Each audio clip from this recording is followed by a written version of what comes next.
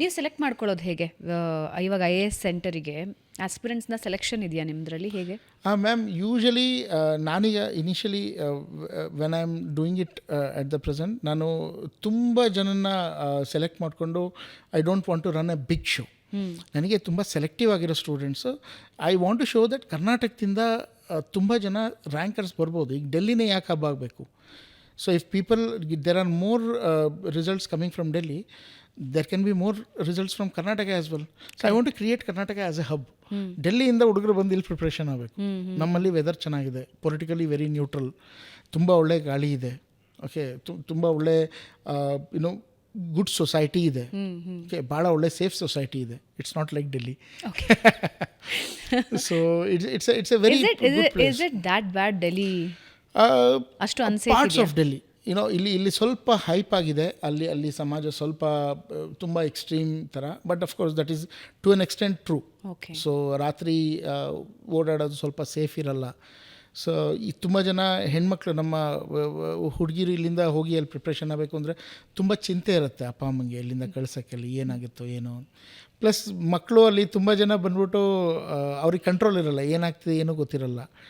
Lot of exposure to anti social activities ಅದೆಲ್ಲ ಇದೆ. ಮಕ್ಕಳು ಕೆಟ್ಟೋಗೋ ಚಾನ್ಸಸ್ಸು ಜಾಸ್ತಿ ಇದೆ.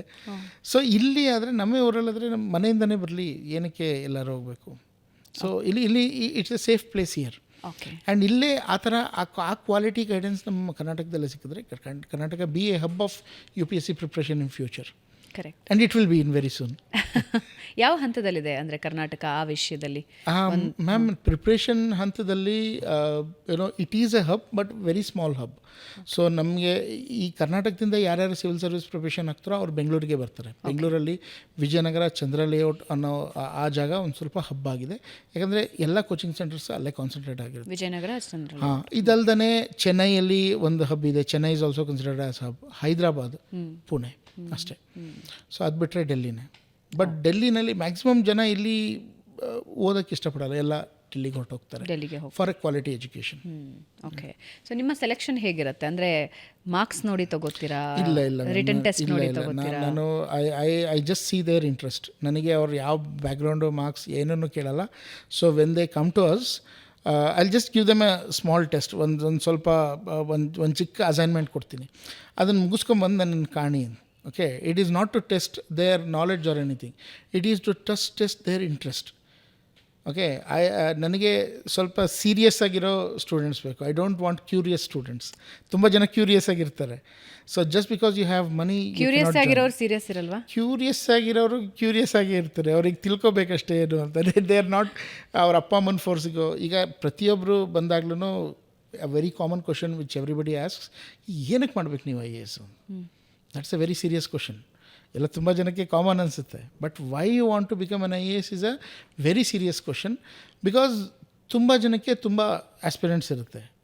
ಟು ಬಿ ಓಪನ್ಲಿ ಸ್ಪೀಕಿಂಗ್, ಕೆಲವರಿಗೆ ತುಂಬ ದುಡ್ಡು ಮಾಡಬೇಕು ಅಂತ ಇರುತ್ತೆ, ಕೆಲವರಿಗೆ ತುಂಬ ಒಳ್ಳೆ ಸ್ಟೇಟಸ್ ಇರುತ್ತೆ. ಇಲ್ಲ, ನಾನು ಯಾರೋ ಒಬ್ಬರ ಮೇಲೆ ತುಂಬ ಸೇಟ್ ತೀರಿಸ್ಕೋಬೇಕು, IAS ಆಗಿ ನಾನು ಅವ್ರನ್ನ ಒಳಗೆ ಹಾಕಿಸ್ತೀನಿ. There are something. ಇಲ್ಲ ಅಂದರೆ ಅಪ್ಪ ಅಮ್ಮನ ಫೋರ್ಸ್ ಇರುತ್ತೆ. ಇಲ್ಲ, ನಮ್ಮ ಸ್ಟ್ರೀಟಲ್ಲಿ ಯಾರೋ ಒಬ್ಬರು IAS ಆಗಿದ್ದಾರೆ, ನಮ್ಮ ಕಾಲೇಜ್ ಸೀರಿಯಸ್ ಯಾರೋ IAS ಆದರೆ ನಾನು IAS ಆಗ್ತೀನಿ. They don't have a real answer for why ಕ್ವಶನ್ಗೆ ಒರಿಜಿನಲ್ ಆನ್ಸರ್ ಇರಲ್ಲ. ಆ ಒರಿಜಿನಲ್ ಆನ್ಸರ್ ಯಾರಿಗೆ ಸಿಗುತ್ತೋ ಅವರು ದೇರ್ ಹಾಫ್ ಡನ್. ಹಾಂ, ಅವ್ರ ಇಂಟೆನ್ಷನ್ ಸುಮ್ಮನೆ ಇಂಟರ್ವ್ಯೂಗಳಲ್ಲಿ ಹೇಳಬೇಕು ಅಂತ, ನನ್ನ ಸಮಾಜನ ಉದ್ಧಾರ ಮಾಡಬೇಕು, ನಾನು ಬಡವ್ರನ್ನ ಮೇಲೆತ್ತಬೇಕು, ಆಮೇಲೆ ನಾನು ತುಂಬ ಜನಕ್ಕೆ ಹೆಲ್ಪ್ ಮಾಡಬೇಕು, ಅವೆಲ್ಲ ಹೇಳೋದಿರುತ್ತೆ. But that is all bluff, ಅದು ಗೊತ್ತಾಗ್ಬಿಡುತ್ತೆ. ಅದಲ್ದೇ ರಿಯಲ್ ಆನ್ಸರ್ ಫಾರ್ ವೈ, ಅದು ನಮಗೆ ರಿಯಲ್ ಆಗಿ IAS ಆಗಬೇಕು ಅಂತ ಯಾರಿಗಾದರೂ ಅನ್ನಿಸ್ಬೇಕು ಅಂದರೆ ಏನು ರೀಸನ್ಸ್ ಇರಬೇಕು? ನಿಮ್ಗೆ ಏನು ರೀಸನ್ಸ್ ಕೊಟ್ಟಿದ್ದಾರೆ? ದಿ ಬೆಸ್ಟ್ ಕಾರಣಗಳು ಏನಂದರೆ, ನನಗೆ ತುಂಬ ಜನ ನನ್ನ students they have left their private jobs, ಕ್ರೋರ್ಸಲ್ಲಿರೋ ಪ್ಯಾಕೇಜನ್ನು ಬಿಟ್ಟು ಅದನ್ನು ರಿಸೈನ್ ಮಾಡಿ ಬಂದು IAS ಆಗಬೇಕು ಅಂತ ತುಂಬ ಆಸ್ಪಿರೆಂಟ್ಸ್ ಇದ್ದಾರೆ.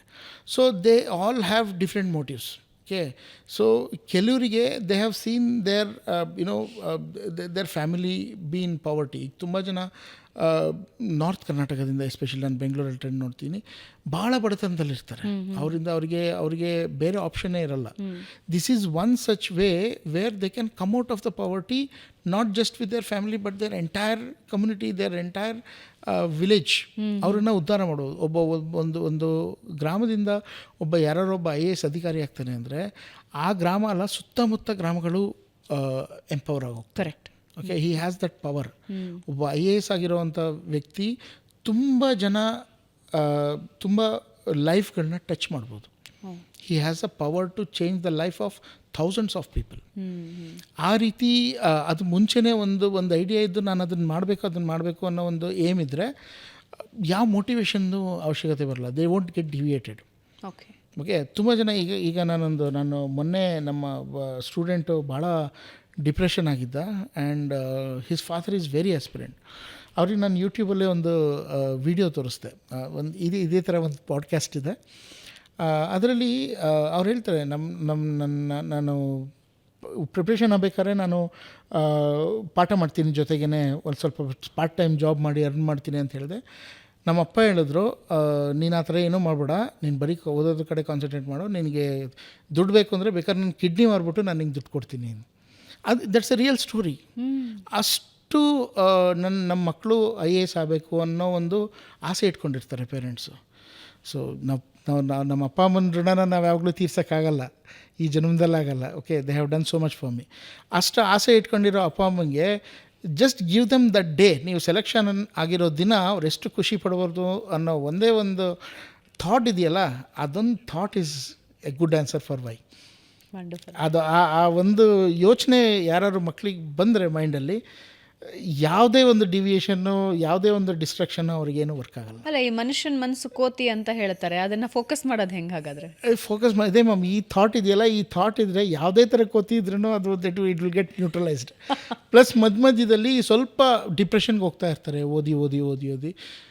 ಸೊ ಆ ಟೈಮಲ್ಲಿ ಸ್ವಲ್ಪ ಮೋಟಿವೇಶನ್ಸ್. ಇದಕ್ಕೆ ನಾವು ಪ್ರತಿ ಒಂದು 15 ಡೇಸಲ್ಲಿ ಒಬ್ಬರು ಬ್ಯೂರೋಕ್ರಾಟ್ಸ್ ಇಲ್ಲ ಯಾವ್ದಾದ್ರು ಒಂದು ಅಕಾಡೆಮಿಷಿಯನ್ಸ್ನ ಇಲ್ಲ ಸೆಲೆಕ್ಟೆಡ್ ಆಗಿರೋ ಕ್ಯಾಂಡಿಡೇಟ್ಸ್ನ ಕರ್ಕೊಂಬಂದು ಅವ್ರ ಜೊತೆ ಸ್ವಲ್ಪ ಇಂಟ್ರ್ಯಾಕ್ಟ್ ಮಾಡಿಸಿದ್ರೆ they will get motivated. Motivation ಮಧ್ಯದಲ್ಲಿ ಬೇಕೇ ಬೇಕಾಗುತ್ತೆ. ಆ್ಯಂಡ್ ದಟ್ ಈಸ್ ಇದೊಂಥರ ಇಟ್ಸ್ ಎ ಕಂಪ್ಲೀಟ್ ಎಕೋಸಿಸ್ಟಮ್. ಒಬ್ಬ ಸ್ಟೂಡೆಂಟಿಗೆ ಸುಮ್ಮನೆ ಪಾಠ ಮಾಡೋದೊಂದೇ ನಮ್ಮ ಕೆಲಸ ಅಲ್ಲ. We should make sure that he is not getting diverted, he should not getting depressed. ಅವ್ರನ್ನ ಪ್ರಿಪ್ರೇಷನ್ವರೆಗೂ, ಸೆಲೆಕ್ಷನ್ ಆಗೋವರೆಗೂ ಒಂಥರ ಮಗು ಥರ ನೋಡಿಕೊಂಡು ಅವ್ರನ್ನ ಅಲ್ಲಿಗೆ ದಾಟಿಸೋದು ನಮ್ಮ ಜವಾಬ್ದಾರಿ.